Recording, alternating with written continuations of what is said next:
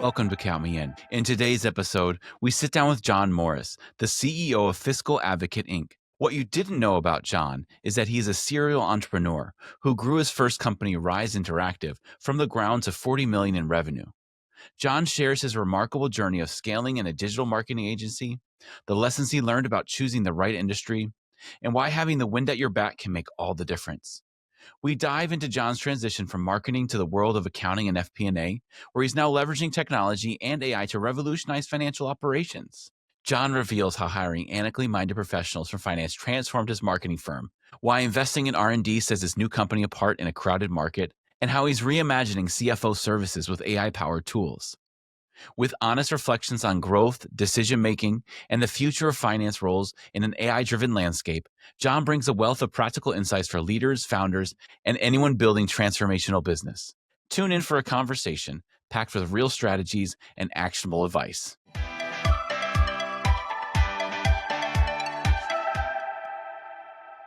Well, Jon, thank you so much for coming on the podcast today. And I'd kind of like to start from the beginning of your your career. You built a company from like 0 to 40 million, launching your accounting and FP&A business. So kind of walk me back through that journey. What did scaling something from scratch kind of teach you, and especially as you're building new things now? Yeah, so I started Rise Interactive. It was a digital marketing agency. I won $10,000 in a new business plan competition at University of Chicago. That was my seed money to start it. And over 16 years, we averaged 75% growth per year, grew it to, as you said, $40 million in revenue. First of all, and this is probably one of the most important things if someone's listening to this that made me successful, was having wind at my back. And what I mean by that is the amount of money at that moment in time that was leaving traditional TV advertising and moving to digital marketing was fairly massive.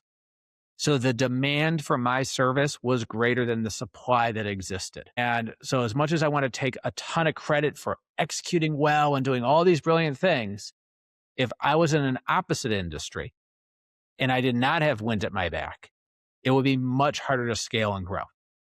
And so that's the first thing I always tell people is, pick an industry with wind at your back, because there's a saying that C players in an A industry will outperform A players in a C industry every day of the week.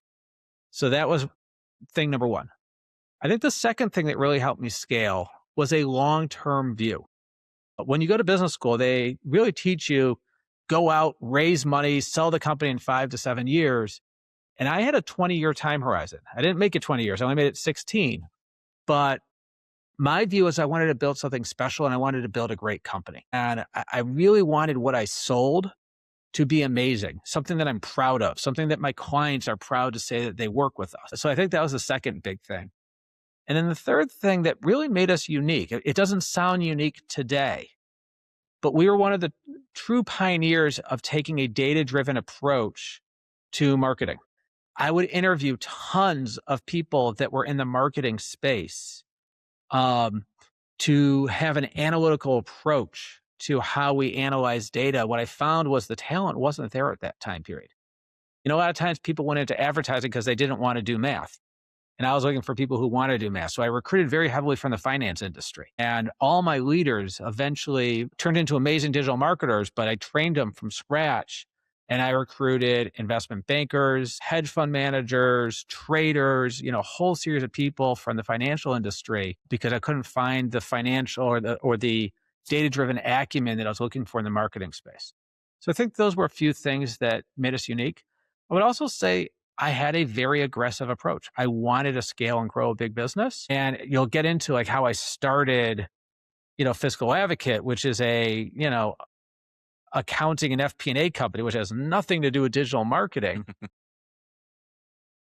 But, we understood the benchmark numbers and we understood how to use that to our advantage in terms of how other people were spending their money versus how we could spend our money more intelligently. And so we were constantly very focused on how is our competition spending their time and money? How do we spend our time and money more effectively? And that led to a lot of our growth. Wow. There's a lot of questions that come to mind as you tell me that, but Yeah. I had one thing that pops in my head. What was that conversation like when you were talking to somebody who may not have been in the industry that you were pulling them in? You said you were pulling people from banking, from finance and accounting. You're pulling them into this new space. What were those conversations like as you were trying to say, "Hey, you can apply your skills here in this new industry"? Uh, so a couple things. I was fortunate in timing. So, a lot of my employees came from the trading world, Okay. and with high frequency trading and where the computers were coming in, they were all of a sudden having trouble making money in trading in the way that they were used to be able to make. So I had the Hmm. benefit that there was an opening where people were starting to think about other opportunities for a career. I also had the advantage that I was growing rapidly. So as I talk to people and they see, that the company is doubling on a year over year basis, you don't know of many companies that double on a year over year basis. So I had that going my way. And then the third thing is I explained to them that they're going to be doing the exact same thing that they've been doing. The Mm. only difference is rather than analyzing, let's just say stocks or investments or trends, they're going to be analyzing media dollars. But, I'd show them the math and I'd show them that, you're looking at click through rates and conversion rates and average order values and, investing in this area versus investing in that area. And so if you think about it, um, our whole approach, it was a big part of our brand was we called it interactive investment management. And Hmm. the idea was that you were investing in one channel versus another channel or one campaign versus another campaign. And so I think I was able to bring those similarities and relate it back to their world. Yeah. That's really awesome. And I think it's encouraging too for people who might feel stuck in their current industry, realizing that they can apply skills that they're learning right now in Yeah. another industry. And it's just like, hey, the word problem might be different, but the math is still the same. Yep. Do you ever see the movie Cool Runnings? Yeah, I love that movie. I love that movie too. But I mean, it's very similar to they believe that they could turn track stars into great bobsledders. I believe that I could turn, great finance people into great digital marketers. Yeah, that's really cool. So the accounting and FP&A space is not short of competitors, and you decided I'm going to start something in that space. What kind of help me understand your thinking of what made the decision to invest heavily into AI and technology? Was that a calculated bet from day one, or did it kind of evolve from something that you seem to keep running into? So I would say the investing in technology was from day one. Yeah, From the investing in I didn't know when I started this in 2020 of Chat GPT or the AI wave. So that came on later. yeah, But, I'm taking the same playbook. If you think about what I did with Rise, I identified waste in media and redeployed it to areas that get you a positive ROI.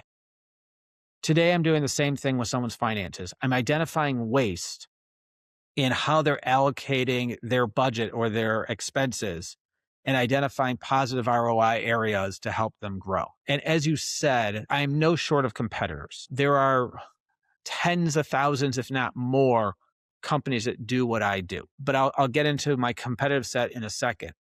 The second thing is I don't have wind at my back where, this is an area where I think the supply equals the demand, hmm, not where there's massive demand and limited supply. That is a unique component to this business.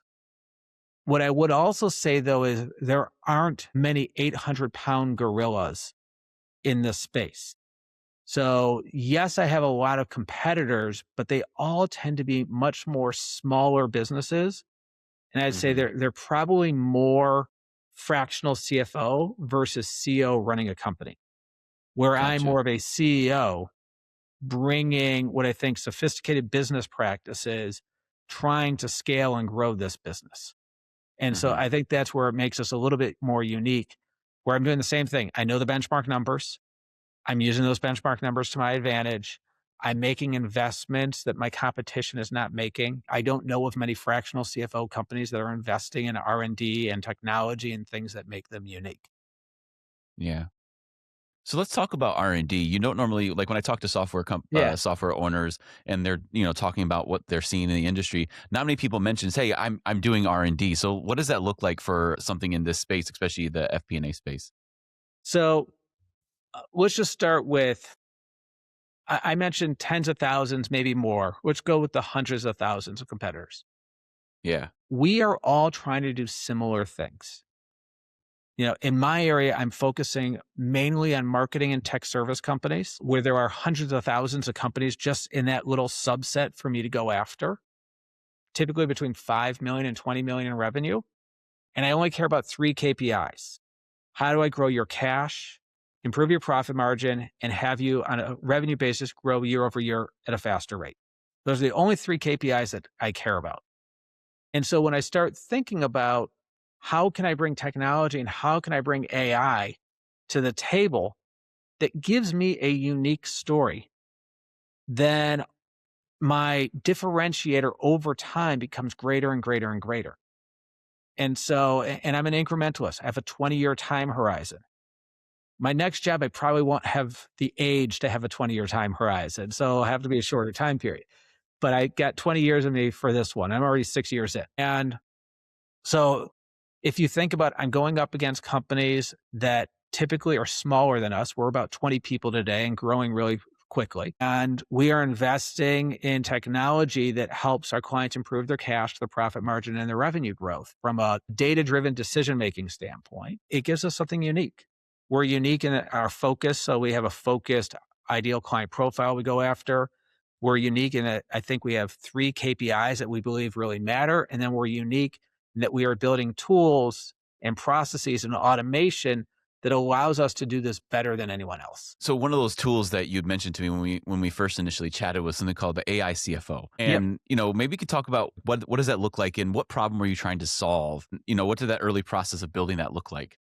So, speed of decision making matters. And, I can't tell you just myself how quickly I come up with questions that I want an answer to. And unfortunately, I don't sleep much. And a lot of times my questions come in the middle of the night. And, you might want to ask your CFO a question, but you probably are not allowed to call them at 3 a.m. in the morning and say, "Hey, I was just wondering, what was the delta between January and February's revenue? And could you give me a detailed report on that? And could I get it in 5 minutes?" And so, by having an AI CFO copilot at your fingertips, you're able to get access to information. You're able to make decisions in a much faster way. And so that's an example of, one element. But the other part is, you know, just the sheer volume of information that an LLM can process relative to a human allows you to get, really detailed, granular answers at a much quicker rate. Well, and not many people would want to answer the phone at 3 a.m. And, if you want to find that information at 3 a.m., I guess it's much easier to just to type it into your phone or to your Exactly. computer. Yeah. So when we talk about AI and finance, accuracy is a huge conversation. Hallucinations, where AI gives you an answer that's just wrong, but they confidently give Yeah. it to you. It's like, hey, yes, the sky is purple today because of this, this, and this. And you're like, oh, okay, I guess it does kind of look purple. You know, how do you approach solving for the accuracy within the AI? And at what point did you feel like you had something you could actually trust? So there are tools out there that need to do the processing of the math as opposed Yeah. to the LLM. So the Okay. challenge is when you're dealing with an LLM, you're dealing with the world of instantaneous feedback. And so we're not instantaneous. I mean, we're like a minute to 2 minutes for response time, Yeah. but which to me, I think is a more than reasonable service level agreement of how quickly you can get your information back. So at this moment, you have to trade a little bit of instantaneous for minutes as opposed to, what used to take days or weeks. But you have to learn when you build your tech stack and you build your infrastructure, where's the math going to get done? And it has to be done in a place that can do it in an accurate manner. And Hmm. then that gets fed back to the LLM to give you the analysis and the summaries and all the information that you kind of expect from your AI agent. Yeah, that's interesting because I was reading. I told you about this before, but I was reading an article that's that said about 90. I think it was like somewhere like 90% of people who use AI don't actually fact check what's given to them. So what does that Yeah. look like? As you're giving this to your team, saying, "Hey, here's this great tool," but at some point, somebody does need to look at those things to make sure that it's accurate. You know, you bring up an interesting point. I just read an article that has to do with computer programming as opposed to, let's just say, finance using AI. And it is said that the programmer's job now is turned more into uh, fact checking code versus writing code. Interesting.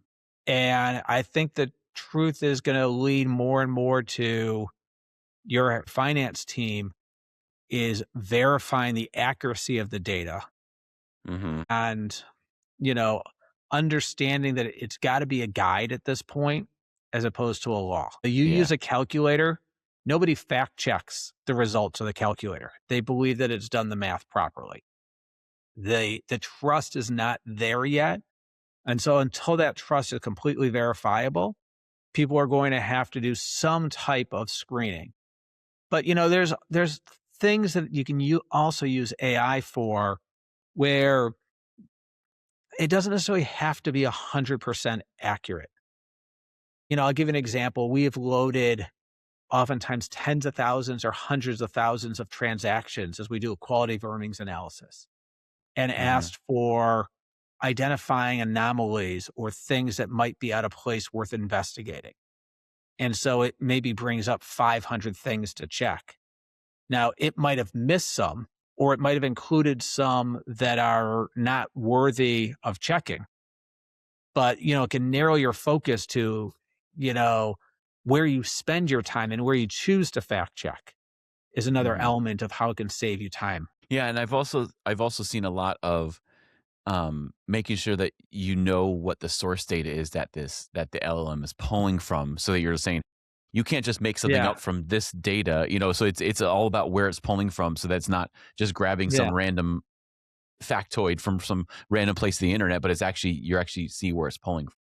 And that was as we built our AI CFO copilot, that was a big part of our focus was just accuracy. Yeah, So we spent a yeah, lot of time before we felt really good of the accuracy. And in the beginning, it wasn't very good, and we learned that we were relying too much on the LLMs to do the math. And so we've identified all these tools.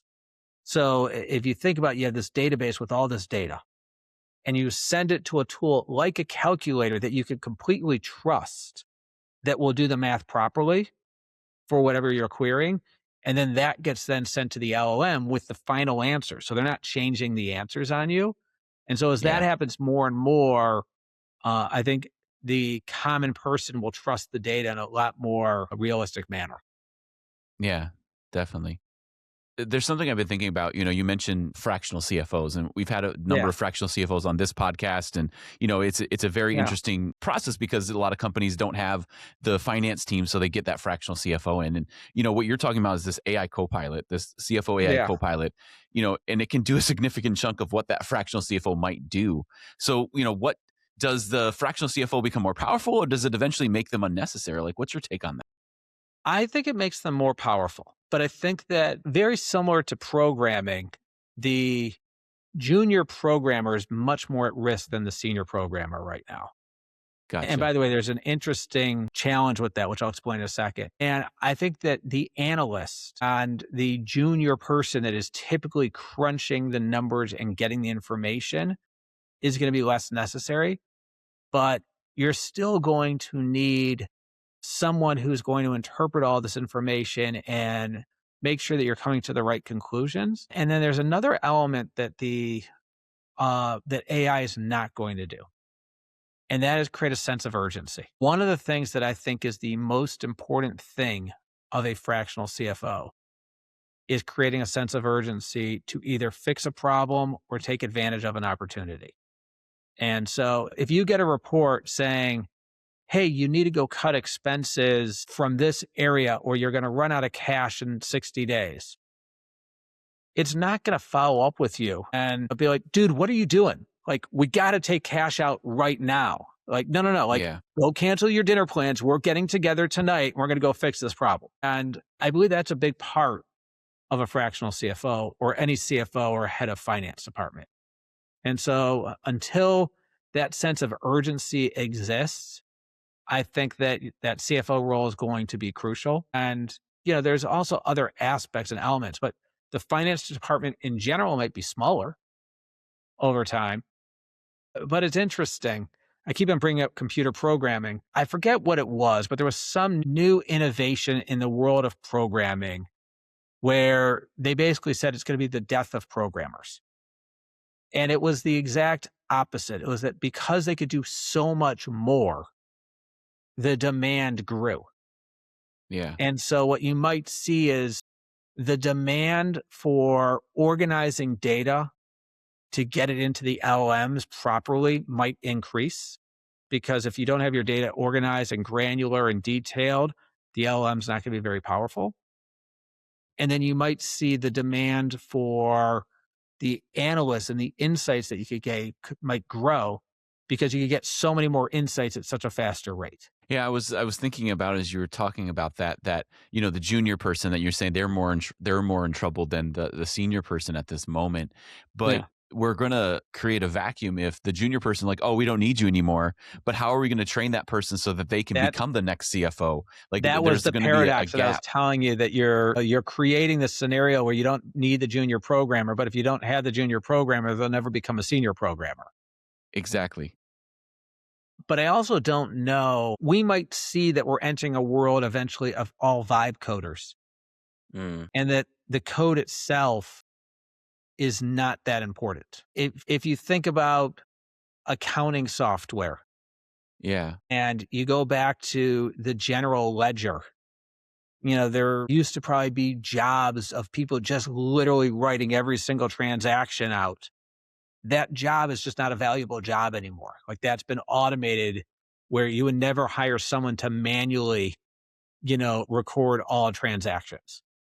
And Yeah. so, the programmer's skill set in actually analyzing the code, these LLMs might get so good that that's just, not an important thing anymore. It's more, can you come up with the right prompts, and can you vibe code in a way that creates brilliance and creativity? Yeah, it's the junior person, their responsibilities are shifting to make them understand how to use that AI better so that when they become the CFO, they're actually like well versed in how to train Yeah. the next generation and understand how to analyze it as well. It's interesting as, there's a lot of skepticism, when it comes to AI. We've talked about trust, we've talked about how powerful Yeah. LLMs can be. When you're in the room with like a CFO or a finance leader who's cautious about this technology that you're just talking about, what's the conversation that you have with them to help them get from skeptical at least exploring it? I'm not really having that conversation that much. I'm doing annual Okay, planning. I think there's a lot more FOMO. I think people are really scared of gotcha. missing out. And, I do a bunch of annual planning and quarterly planning with people. There's not a single company that I've met with, zero, that doesn't want to have AI on their roadmap for 2026. So 100% of the companies I've talked to plan on figuring out what they're going to do to invest in AI to make it so that they stay relevant as a business. So I think everyone understands that if they don't do something, their business is at risk right now. Well, it goes back to the age old, like example of like Kodak. Kodak was like, we're not going to get into Yeah. digital. We don't want to do in digital. And you can go up to Rochester, New York Yeah. today and see all the empty Kodak buildings as a kind of a testament to that decision. So it's like organizations kind of have to make that decision. We need to have some Ex- connection to AI. We need to utilize this technology. And they created the digital camera, Yeah. which I think is, beyond amazing. But I'll tell you, I think the greatest innovation to the digital camera age was the camera phone. Yeah. Just having the camera on, like, most people don't need, the most powerful camera in the world. They just want to take a picture of their family, like on a vacation somewhere. That's true. It's meeting the need where it's at. Like Yeah. I had a pretty nice digital camera, and then I got a newer phone, and then suddenly I'm like, if I take a picture on my phone, it actually looks a lot better than that camera does, and it's a lot Yep. easier to just keep it moving. It's interesting how how the demand changes, but we have to adapt our organizations to meet that demand. What does that look like as an organization has to make that decision? Here's the part. We're all going into the unknown. Like, you're asking me Yeah. questions about like, is the CFO going to exist or not exist? And I've given you my answers. I think they will exist. And I think they'll be more powerful.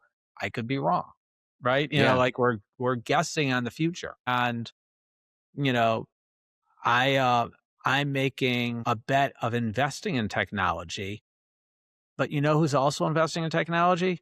Every major billion-dollar corporation that has technology. Yeah.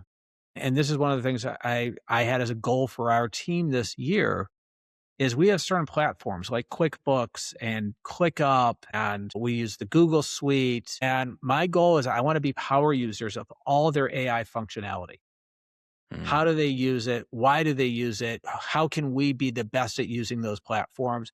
And then what's on their roadmap? So a lot of people, when they ask me, where should you start with AI? I'm like, start with all the tools that you already use and just figure out what AI functionality, because, they're equally scared that if they don't make these investments, that they're going to get leapfrog. So there's an initiative for these organizations to do that. So make use of what you already have, so that way you can Exactly. grow your You organization. don't have to Yeah. spend any more money.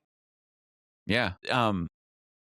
As we've been talking about this, it's interesting. I was thinking about your organization. You said the first time around you had a lot of wind behind your sails. This time you don't have as much wind behind your sails. What does Yeah. that look like from a planning and a planning organization as the leader as the entrepreneur, the founder?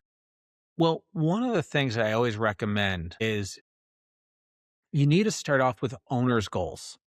So what Okay. does the owner, a lot of times, like, I don't know if you're familiar with like EOS or scaling up or any of these like Hmm. models of how to create your business. And they want you to create a 10-year goal or your BHAG, your big, hairy, audacious goal. And I think they're missing a step. The step I think they're missing is defining what the owner's goals are before you bring in the leadership team.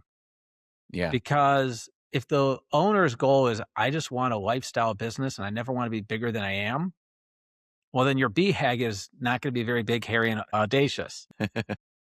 And so I wanted to build a rocket ship at Rise. Mm, I don't want to build a rocket ship at this company. I want nice, sustainable growth. If mm. I can grow at 20% per year consistently every year, I double every 4.8 years. That's a really Okay. nice business. Yeah, it is. And that's what we're doing right now is, so I'm making investments in this industry where I do believe that the sophistication of how we run our business, the fact that we're focused in a specific niche where we have deep expertise, and I also bring a lot of credibility because of what I did at Rise, plus the technology we're bringing to the table, is there's enough business out there with added sophistication of running the business that allows me to grow at 20 to 30% a year. And so that's my mindset. But I do think about it quite a bit in terms of, there's two types of wind. The first type I already mentioned is the services that you offer. Yeah. The second type of wind are the clients that you serve. And so I do spend a lot of time thinking about who I want to win as a customer. And I'm just going to give you an example.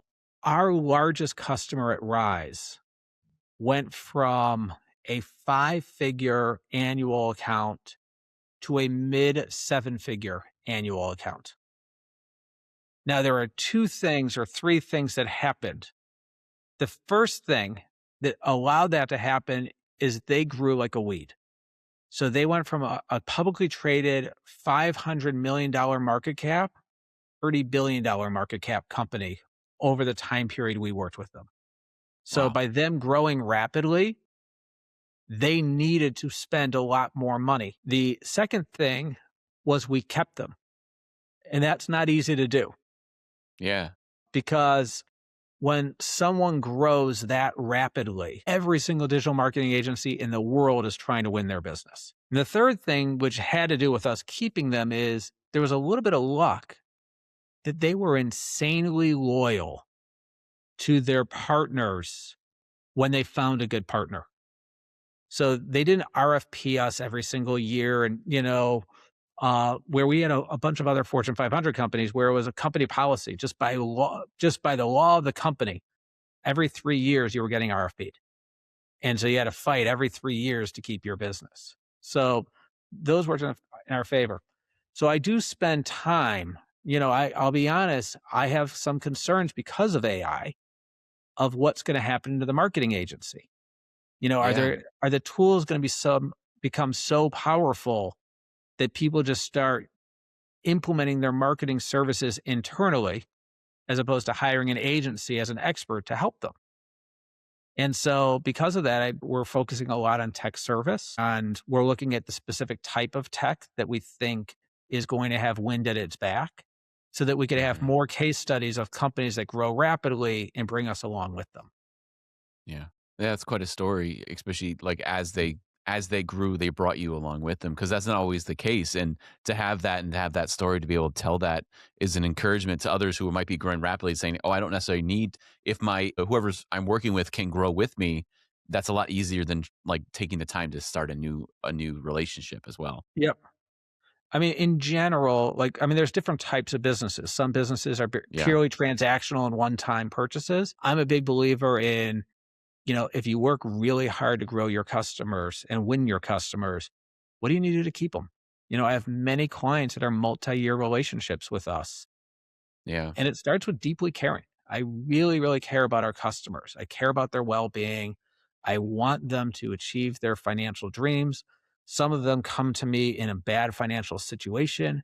I think about the sleep they're losing at night because of that and what I can do to help them get over that. And, we've built, I think, a special company. We're still very small, but I think that for the companies that have stuck with us, we've really impacted their lives in a meaningful way. And that feels really good.